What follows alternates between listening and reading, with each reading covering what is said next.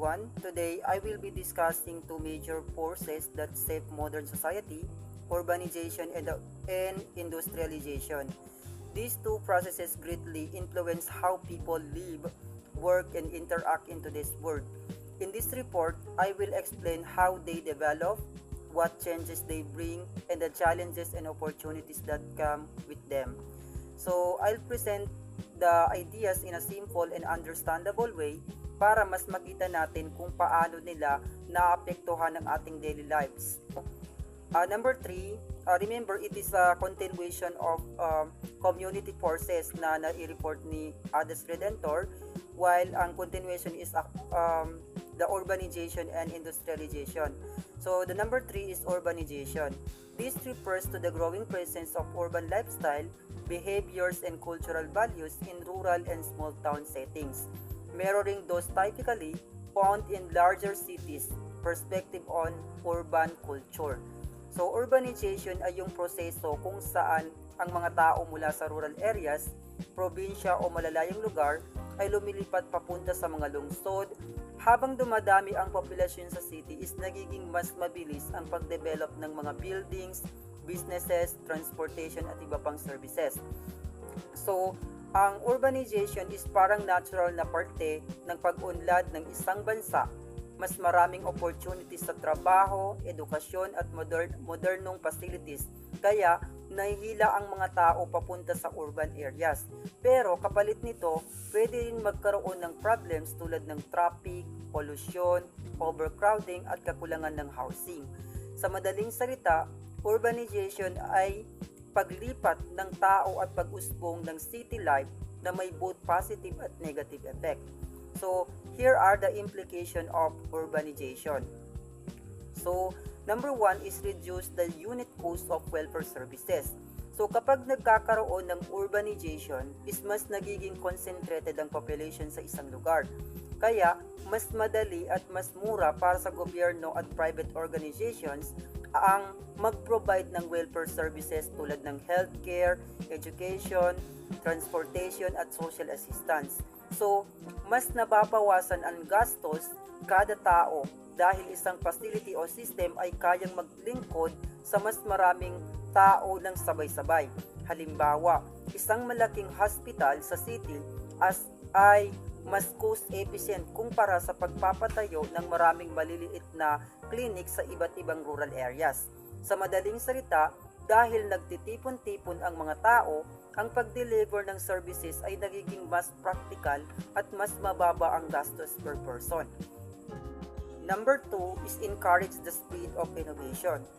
Sa urban areas is mas mabilis kumalat ang mga bagong ideas, teknolohiya at paraan ng paggawa ng mga bagay dahil mas maraming professionals, businesses at institutions na magkakalapit. So, ang urbanization ay parang magnet ng creativity at innovation. Dahil dito is nagtatakbo ang mga iba't ibang klase ng tao, industriya at resources. So, dahil dito is mas mabilis ma-develop ang bagong solutions sa problema tulad ng transportation, communication, health, business at iba pa. At dahil concentrated ang populasyon, is mas madali ma-test, ma-implement at ma-adapt ang mga innovation. In short, city environment create a space kung saan mas mabilis matuto, magtulungan at mag-produce ng modern ideas. Number 3 is generate external economies and economies of scale.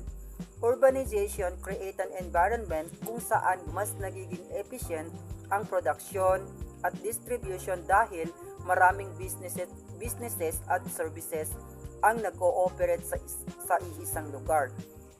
So, ang ibig sabihin nito ay nagkakaroon ng external economies tulad ng mas mabilis na access sa suppliers, skilled workers, transportation system at communication networks. Dahil dito is bumababa ang overall production cost at tumataas ang output na tinatawag na economies of scale. Halimbawa, mas mura para sa isang factory mag-operate sa city dahil malapit ang raw materials, workers at customers. Sa madaling salita, ang urbanization ay nagpo-promote ng mas efficient, at mas cost-effective na economic activities. Number 4 is facilitates modernization. So, urbanization ay malaking factor sa pag-shift ng isang society papunta sa mas modern at advanced na paraan ng pamumuhay. So, dahil sa presence ng technology, infrastructure, education at access sa global information, is mas mabilis ang paglabas ng modern lifestyle at modern system sa cities. Dito nabubuo ang modern industries, digital businesses, improved transportation at updated services. At dahil maraming tao ang nakatira sa urban areas, is mas nagiging normal at accessible ang modern practices tulad ng online work, modern healthcare, smart transportation at iba pa. In short, urbanization pushes society to adopt new tools, new mindsets, at mas advanced na paraan ng pagtatrabaho at pamumuhay. Number 5 is progressive regional equalization as economy reaches maturity. So habang nagiging mas mature ang economy ng isang bansa, ang urbanization ay tumutulong para maging mas balanced ang development sa iba't ibang regions. So ibig sabihin nito is habang lumalago ang major cities is kumakalat din ang economic benefits papunta sa nearby province at regions. So, nagkakaroon ng mas maraming trabaho, investment, connectivity at infrastructure na hindi lang nakapokus sa isang lugar. So, unti-unting bumababa ang gap sa pagitan ng highly developed cities at underdeveloped rural areas. Sa madaling salita, urbanization can lead to fairer distribution of opportunities. So, mas maraming lugar ang umaangat at hindi lang iisang city ang nakakaramdam ng progress. So, here are the 3 demographic characteristics of cities.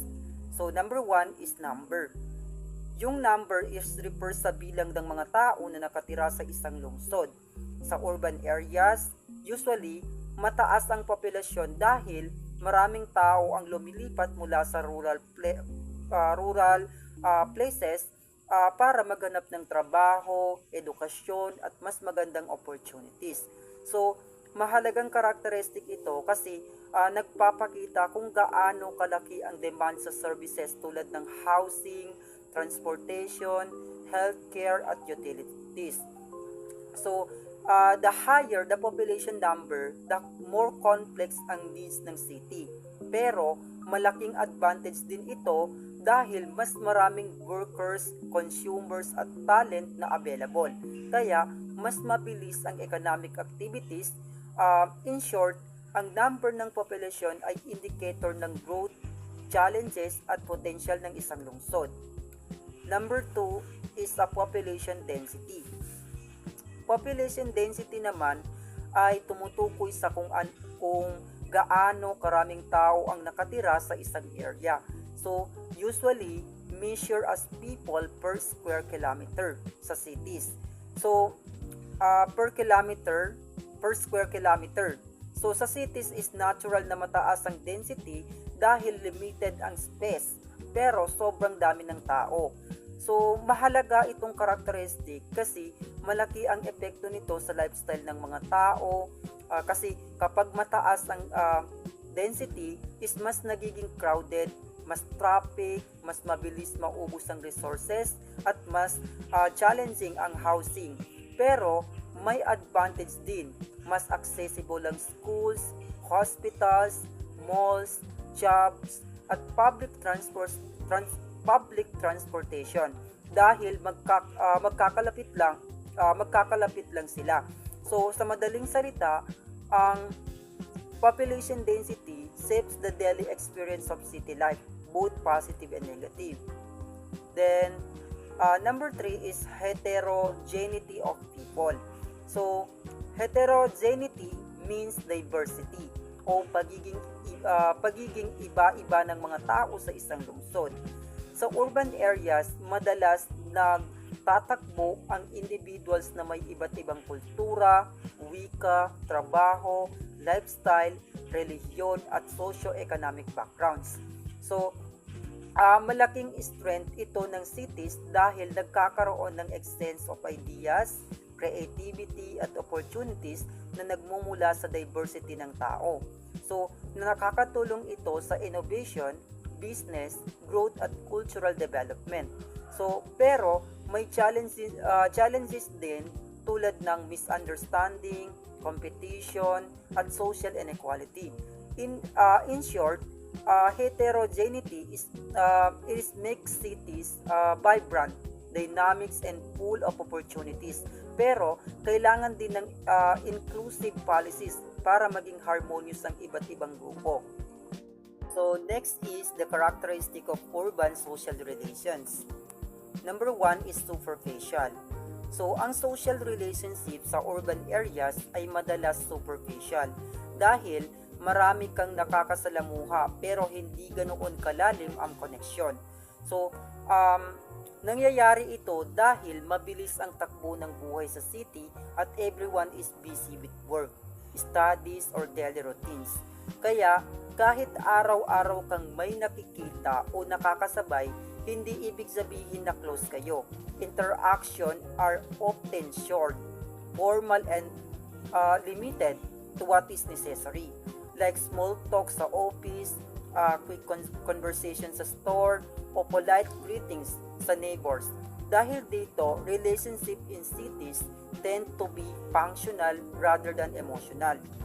Hindi naman ito purely negative, practical siya, pero kulang sa warmth at sincerity. Then, number two is anonymous. Cities create a sense of anonymity because sobrang daming tao at halos lahat is strangers. Kumbaga hindi sila magkakakilala. So, ang anonymity ay nagbibigay ng freedom dahil hindi ka madaling kilalanin o i-judge ng mga tao. Kasi you can live the way you want without everyone knowing your personal life. Pero may downside din dahil walang strong personal ties, madaling makaramdam ng isolation o loneliness, people can blend into the crowd, and sometimes nagiging indifferent sila sa isa't isa. Sa urban settings, nobody really knows you unless intentionally kang makipag-connect. In short, anonymity creates privacy and independence, pero pwedeng magresulta sa emotional disconnection. Number 3 is transitory. Urban relationships are often transitory, meaning temporary o madaling magbago. Ito ay dahil sa people in cities is frequently move, nagpapalit-palit ng trabaho, lumilipat ng bahay, o pumupunta sa iba't ibang lugar para sa better opportunities. Kaya kahit may connections ka, hindi ito laging long term or hindi ito pang matagalan. Common ito sa office, schools, or boarding house, kung saan mabilis magbalit ng environment at ang mga taong kasama mo is kumaga lumilipat sila, umaalis, and nagkakaroon ka ng new environment. Kumbaga yung mga taong nakapalit sa kanya is parang nahihirapan kang mag-approach sa kanila kasi yun transitory. So, transitory is relations can be practical and efficient, pero nawawala yung sense of long-term emotional support. Sa city life, people come and go, kaya relationships are often flexible but unstable. Mahirap mag-build ng deep and lasting bonds. Number 4 is overload. Social overload happens when people in the city face too much information, interactions, noise, and activities. So, dahil sa sobrang dami ng tao at ganap sa paligid, traffic, work pressure, crowds, advertisement, is nagiging heavy ang mental and emotional load. Dahil dito is nagde-develop ang urban residents ng coping mechanism like ignoring strangers, limiting interactions, or focusing only on essential. These contribute to the cold or distant behavior often seen in cities, not dahil masama ang tao, kundi dahil overloaded sila sa stimuli. Urban overload can reduce quality of life and affect mental well-being, kaya importante ang time management, personal space at quiet environment para bumawi or magawa natin ng mabuti yung bawat activities or trabaho na meron tayo. So next is adaptive response to overload. So A is allocation of place time to each input. So kapag overloaded ang isang tao, natural na nag-a-allocate siya ng mas maikling oras sa bawat task or interaction para lang ma-survive ang dami ng kailangan gawin. So ito yung strategy na bilisan at bawasan ang oras para sa bawat input para ma-process kahit papaano. Halimbawa, mas mabilis na sagot sa message, shorter conversations, o mabilisang decisions making. This helps the system avoid full breakdown, pero nagiging superficial ang quality ng outputs. Sa madaling salita, mas konting oras per task para lang kayanin ang dami ng demands o dami ng trabaho. Then, number 2 is disregard low priority inputs. So, isa pang coping mechanism ay yung pag-ignore ng low priority tasks or interactions. So, ito ay pag-set ng boundaries dahil hindi lahat dapat pagbigyan. Halimbawa, i-ignore ang notifications, hindi agad sasagot sa non-urgent message, o hindi uunahin ang task na hindi naman critical. This helps individual focus on what truly matters. Sa urban settings kung saan sobrang daming stimuli, kailangan talagang mabili kung ano ang bibigyan ng atensyon at ano ang consciously i-ignore para manatiling functional. Then, letter C is redrawing boundaries to save burden. So, kapag sobrang overloaded, people or system redraw boundaries para ipasa ang ibang task sa ibang tao or institusyon. So, ito yung delegation or shared responsibility. Halimbawa, sa pamilya, kung dating isang tao ang gumagawa ng lahat, pwede nang hati-hatiin ang task. Sa workplaces, nagde-delegate sa co-workers o nagre-request ng support. This helps prevent burnout and makes the system more balanced. Boundaries are adjusted, so the burden does not fall only one person. So yun, hindi lang po isang tao ang nakakagawa ng isang task if ever na yung task na yun is parang hindi na niya kaya. Kung baga, nandoon yung salitang unity or nagtutulungan sila para ma-survive nila or magawa nila yung work nila ng mabuti. Then, letter D is blocking reception before entrance. Then, meaning, blocking receptions means hindi na pinapapasok ang inputs bago pa makarating sa person or system. Para ito yung mga moments na sinasadya mong hindi tumanggap ng bagong task, calls or responsibility dahil puno ka na or marami ng task na naibigay sa iyo. Then ang halimbawa nito is turning off your phone, setting do not disturb, avoiding crowded place, o sabihin na sorry, hindi ko kayang tumanggap ng bago ngayon. Kumbaga, if ever na yung boss mo is magbibigay siya ng new task or bagong trabaho which is overloaded ka, is yun yung sinasabi mo. Kumbaga, hindi mo na kayang i-balance yung time mo para tapusin yung works mo. Kaya, hindi mo yun siya tinatanggap. So, this protects mental energy and reduces unnecessary stress. Then, letter E is filtering devices to reduce intensity. So, filtering devices lessen the intensity of stimuli so that only weak surface level interactions are allowed. Ito yung paglimit ng emotional involvement, mas controlled na communication or paggamit ng structure na nagpapadali ng task. Halimbawa, automated messaging, quick replies, or routines that prevent emotional overload. people become selective and less emotional attached para hindi sila madread. So this protects mental stability in a busy environment. So yun. Letter A is specialized institutions to absorb inputs. So kapag marami ng inputs or there's too much na ang demands, society creates institution para sila ang mag-handle ng overload para sa workers. So ito yung hospitals, social services, schools, barangay centers, garbage collection system, at iba pang agencies. Imbis na individual ang mag-process ng problems, institutions absorb the work. So, ang halimbawa nito, imbis na bawat tao ang mag-handle ng health emergencies, may hospitals, imbis na parents lahat magturo, may schools, institution help reduce stress on individuals. So, number 4 is industrialization.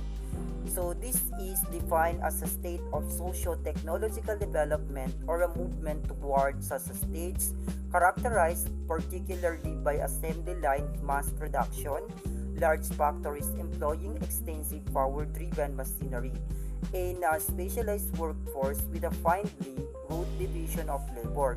It is also characterized by urbanization and a highly mechanized method of communication and transportation.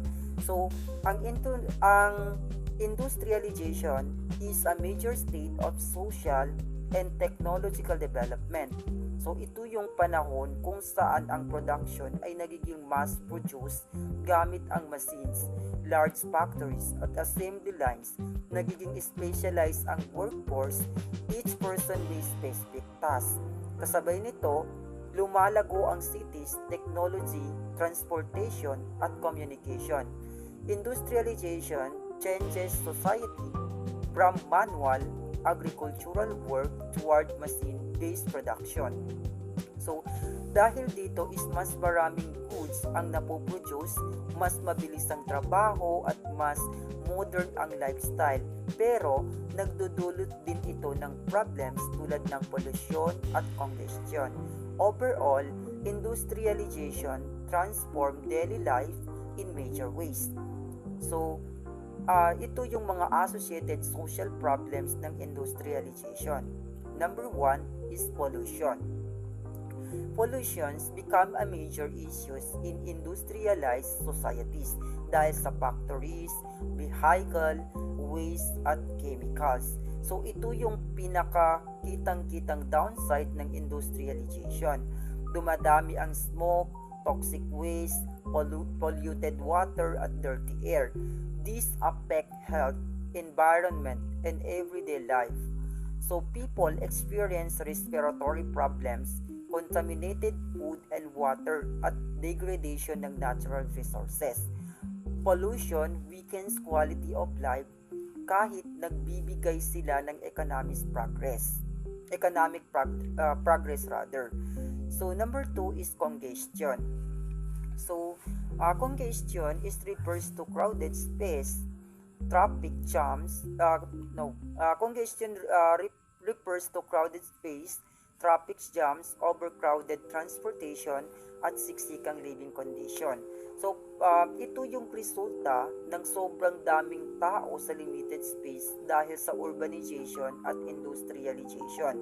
Workers crowded cities for jobs, leading to cramped housing, full buses, long travel times, and stressful environment.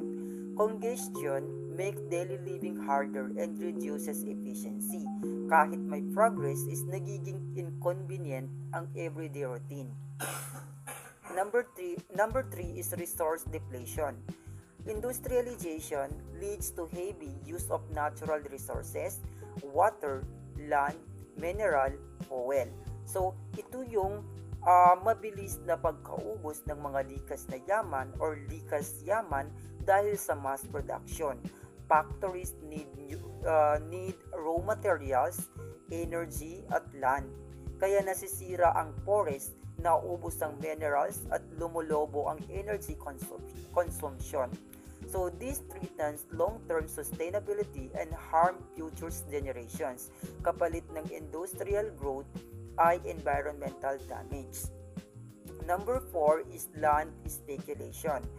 Land speculations happens when investors buy land not to use it but to wait for prices to rise. Para sa parang ito yung nagdudulot ng housing problems because land becomes expensive and out of reach for ordinary people. Industrialization attracts businesses which raises land value. Dahil dito, mas umiiksi ang supply ng affordable housing at nagiging mas crowded ang communities.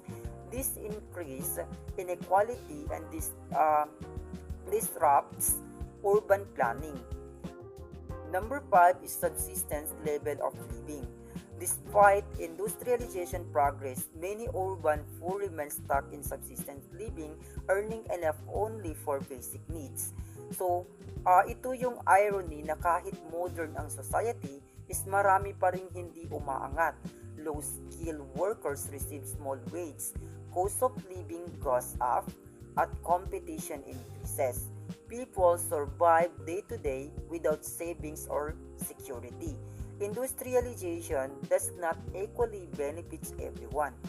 So, number 6 is overemployment or agricultural stagnation.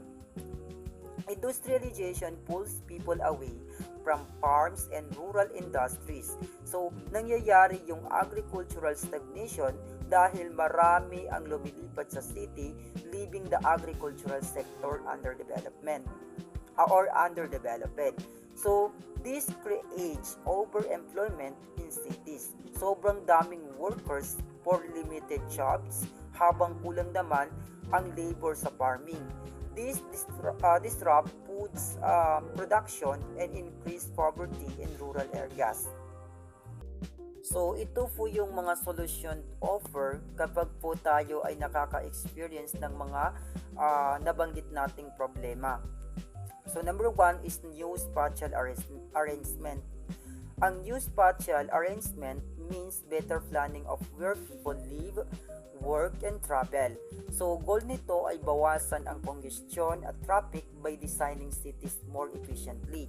Halimbawa, tuning, creating satellite towns, improving public transport, at decentralizing industries.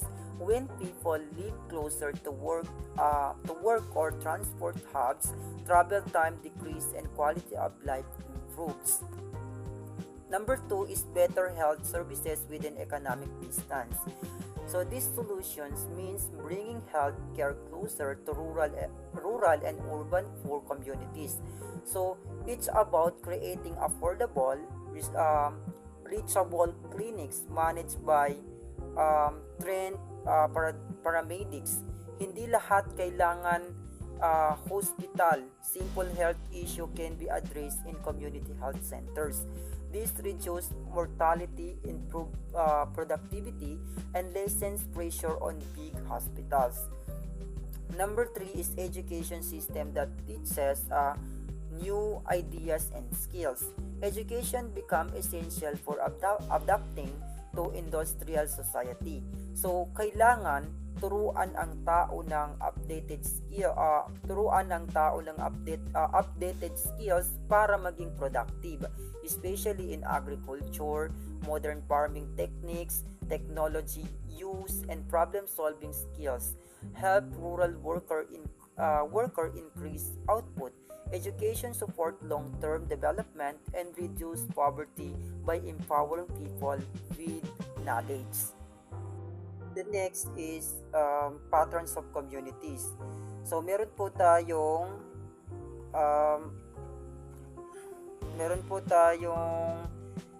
anim na patterns of communities. So number 1 is natural organization. So, ang natural organization ay tumutukoy sa paraan kung paano nabubuo ang isang komunidad. ng kusa o organic, hindi dahil sa batas, opisyal na dokumento o formal na plano. Karaniwang ito'y nagsisimula dahil sa shared needs, shared interest at shared spaces ng mga tao. So halimbawa, mga magkakapit-bahay na nagkakaisa dahil sa daily interaction at mutual support is nabubuo ang community dahil sa natural na ugnayan at hindi dahil inutusan o pinlano yung paggawa ng isang community. Then, number 2 is permanence. Ang permanence ay nagsasaad na kahit may nagbabago sa komunidad tulad ng mga leader, mga proyekto o mga miyembro, mananatili pa rin ang core identity, kultura at bonding ng group. So, stable ang community dahil may shared history, shared experiences at shared values. Kahit mag-evolve ang structure o activities, hindi basta nawawala ang sense of belonging at continuity. Number 3 is internal and external relations. Ito ay tumutukoy sa kakayahan ng komunidad na i-manage ang internal needs nila tulad ng rules, cooperation at support system. So, habang nakikipag-ugnayan din sila sa external environment tulad ng local government, nearby communities o organization, is kailangan nilang balansihin ang internal harmony at external connections para maging functional at sustainable ang grupo. Kung maayos, mas nagiging resilient ang community. So, number 4 is diversity. Ang diversity ay mahalaga sa healthy community dahil nagdadala ito ng iba't ibang pananaw, skills, kultura at personalidad. Mas nagiging dynamic, creative at open-minded ang grupo kapag iba-iba ang backgrounds ng mga miyembro. Sa ganitong setup, mas madaling makahanap ng bagong ideya, solusyon sa problema at mas inclusive na environment. Nakakatulong ito para lahat ay represented at valued. So, number 5 is maintenance and governance. Ito ay tumutukoy sa paraan kung paano pinapanatili at pinapamahalaan ang komunidad. Kasama dito ang pag-develop ng new members tulad ng pag-aalaga sa mga bata, pag-welcome ng newcomers at paghubog ng future leaders. Kabilang din ang governance system kung saan may rules, responsibilities at decision-making processes. Kasi kung may maayos na maintenance at governance is nagiging organized, united at long-lasting ang community. Number 6 is participation. Ang participation ay tungkol sa aktibong pakikilahok ng mga miyembro sa activities, decision making at pagbuo ng project ng komunidad. Mas nagiging buhay, inclusive at collaborative ang group kapag lahat ay may boses at ambag. Kapag may participation is lumalakas ang sense of ownership, unity at collective responsibility. Nagiging mas responsive din ang community sa needs ng bawat isa. So, that's all my part po. Thank you so much.